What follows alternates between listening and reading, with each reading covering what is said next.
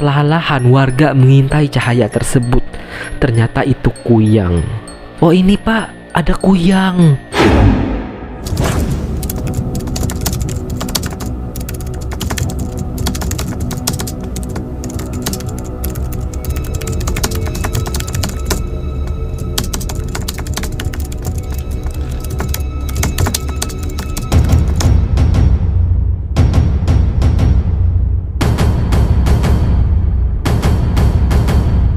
Jantungan. Halo brother and sister semuanya, kembali lagi ya pak di channel gua Rahmat RMT. Kaget boleh, jangan. Nah seperti biasa kita akan bercerita kisah horor lagi nih pak. Sebelum masuk dalam ceritanya, mungkin gua bakal ngebahas tentang panggilan kepada kalian dulu ya pak ya. Dimana di video-video sebelumnya itu banyak banget dari kalian yang komen, kok manggilnya pak sih? Kan kami ini gak hanya cowok, kan kami juga ada cewek, anak-anak. Jadi kok dipanggil pak? Bener juga sih kata kalian gitu ya kan. Jadi untuk keras kuat ke semuanya, mungkin panggilan kepada kalian bakal gua ubah ya.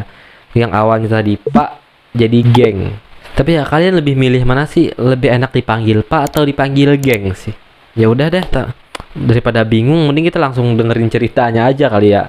Langsung aja. Zona hitam cerita horor. Zona hitam di mana? Kalau kaget jangan lari.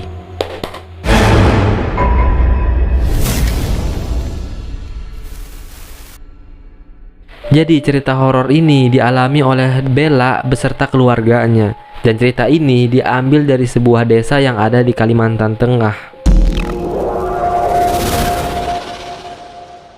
Cerita ini dimulai ketika keluarga Bella mendapati kabar yang mengejutkan, di mana ternyata ibunya si Bella itu mengandung lagi, Pak. Di situ mereka benar-benar bersyukur banget karena sebelumnya ibunya Bella ini udah divonis gak bisa hamil lagi karena mengidap penyakit kusta yang ada di rahimnya. Ya, akhirnya ibu hamil lagi. Hah? Yang bener bu? Iya ya, ibu hamil lagi. Yeay, ibu hamil. Bella punya adik dong kalau gitu. Tentu saja hal itu membuat keluarga mereka benar-benar bersyukur akan keadaan itu, Pak. Terlebih lagi si Bella, dia benar-benar bahagia banget karena dia udah gak jadi anak tunggal lagi. Mungkin dalam beberapa waktu ke depan dia akan menjadi seorang kakak. Jadi dalam keluarga mereka itu ada 3 orang. Si ayah kita sebut aja namanya Pak Tarno, si ibu kita sebut aja Bu Dewi, dan juga si Bella. Singkat cerita nih geng, akhirnya si ibu memasuki usia kandungan yang ke-7 bulan. Dan syukurnya lagi, si ibu mengandung dalam keadaan sehat walafiat, dimana ibu bisa menjalani hari-hari normal pada biasanya.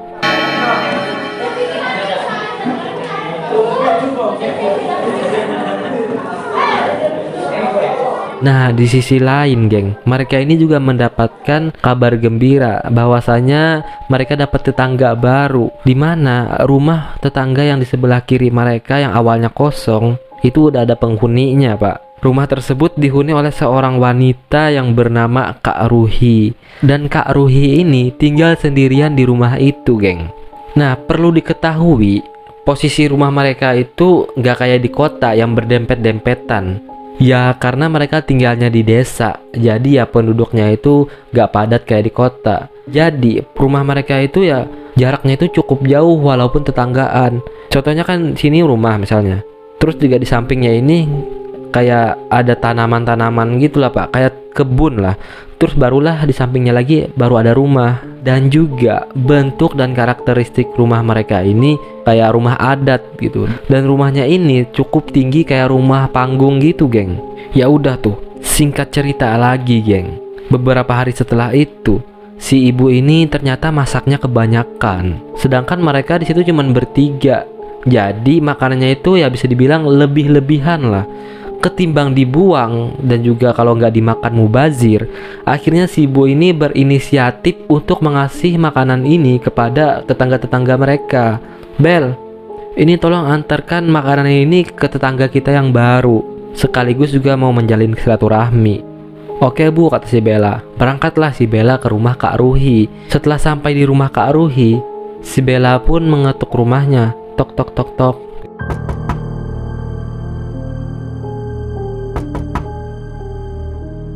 Ketika Kak Ruhi ini membuka pintunya, si Bella langsung terkejut, geng.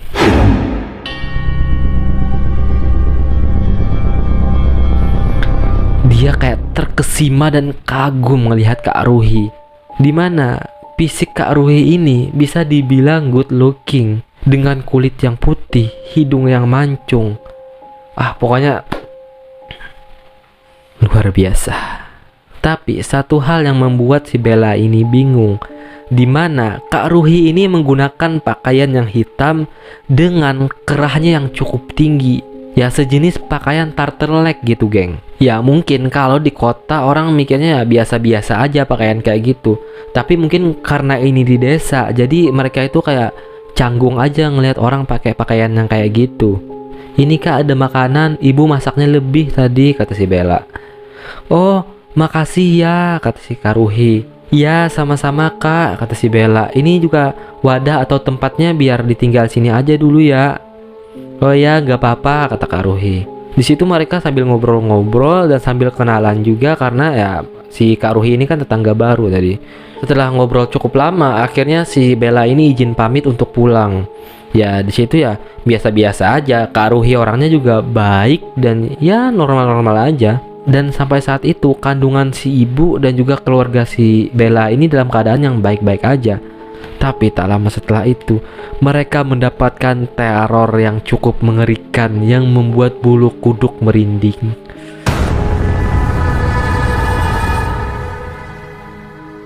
Di hari itu, si Dewi ini pergi keluar untuk bermain bersama temennya di sebuah kali. Setelah bermain cukup lama, si Dewi kemudian pulang ke rumahnya dan pada saat itu waktu udah maghrib.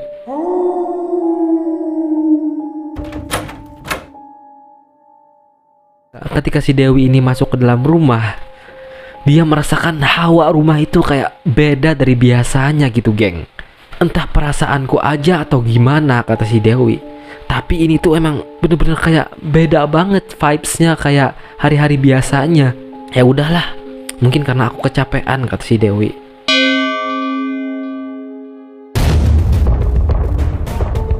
Dan tak hanya itu, sekitaran jam 11 malam, keluarga mereka ini dikagetkan dengan orang yang menggedor-gedor pintu rumah mereka. Duk duk duk duk duk duk duk duk gitu. Dan ketokannya itu bener-bener keras. Si Ibu Dewi bersegera membuka pintu, takutnya ada apa-apa kan gitu. Ketika dibuka pintu, ternyata itu adalah tetangga mereka. Tapi di sini tetangga mereka yang sebelah kanan, bukan Kak Ruhi tadi. Ya bisa dibilang tetangga mereka ini juga udah lansia gitu Pak, nenek-nenek. Kita sebut aja namanya itu Nek Ipeh. Kenapa Nek Ipeh, kata ibu. Ayo buruan masuk, kata si ibu. Di situ kelihatan sekali ekspresi wajah Nek Ipeh dengan keadaan yang kayak cemas dan napas terengap-engap. Kenapa, kata si ibu. Terus Nek Ipeh ngomong bahwasanya tadi dia ngelihat kuyang sedang melayang-layang di atas rumah mereka.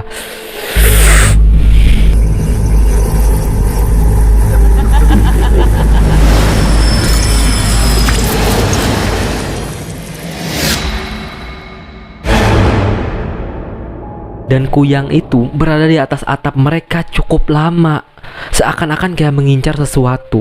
Di situ barulah si Nek Ipeh ini sadar bahwa Bu Dewi dalam keadaan mengandung. Sebenarnya ketika melihat itu, si Nek Ipeh ini langsung mau nolongin, takutnya kan ada kejadian apa-apa lah gitu. Tapi dia nggak berani, Pak. Dia nggak berani sendirian karena suaminya nggak ada di rumah. Niatnya kan dia mau nolongin tapi sama suaminya. Tapi karena suaminya nggak ada, Nek Ipeh ini nggak berani ngasih tahu. Akhirnya dia tunggu kuyang itu menjauh dulu, baru dia nyamperin ke rumah Bu Dewi. Yang bener, kata Bu Dewi. Tapi aku nggak kenapa-napa kok, kata Bu Dewi. Iya beneran, saya tadi ngeliat, kata Nek Ipeh. Dan syukurnya Ibu Dewi sini nggak kenapa-napa.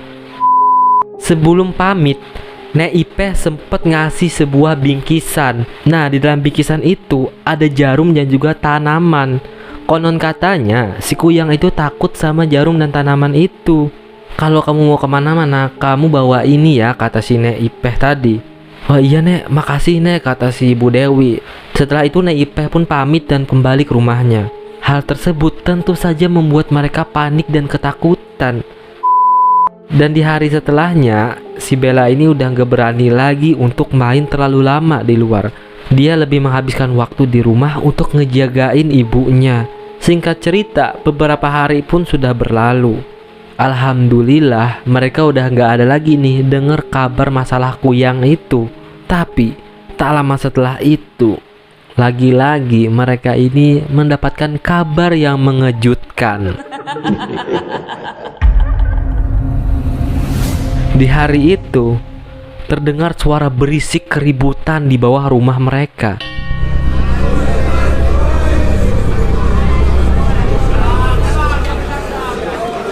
Rumah mereka ini kan tadi bisa dibilang kayak tinggi gitu Pak, kayak rumah panggung karena kolongnya itu juga cukup tinggi dan besar. Jadi di bawah rumah mereka ini terdengar suara keributan. Sontak mereka sekeluarga keluar rumah untuk mengecek hal tersebut. Ternyata di sana sudah banyak sekali warga. Warga itu seakan-akan mengkerumbungi sesuatu. Karena penasaran, bapaknya Bella ini nyamperin ke kerumbungan itu. Ada apa nih, kata Pak Bella. Oh ini Pak, ada Kuyang. Hah, yang bener. Setelah itu warga-warga ini kan kayak buka jalan gitu kan buat Bapak Bella masuk. Nah di situ Bapak Bella, terus juga di belakangnya itu diiringi sama Bella dan juga ibunya. Ternyata bener Pak. Bener banget, di situ ada Kuyang yang udah mati.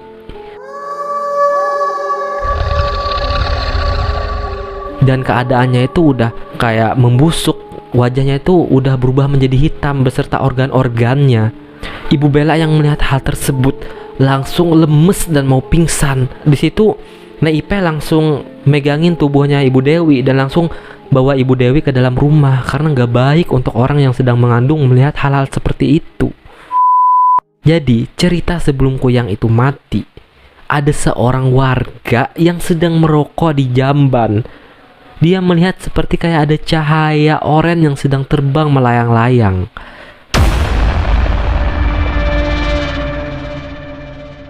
Dan cahaya itu tiba-tiba masuk ke dalam kolong bawah rumahnya keluarga Bella tadi.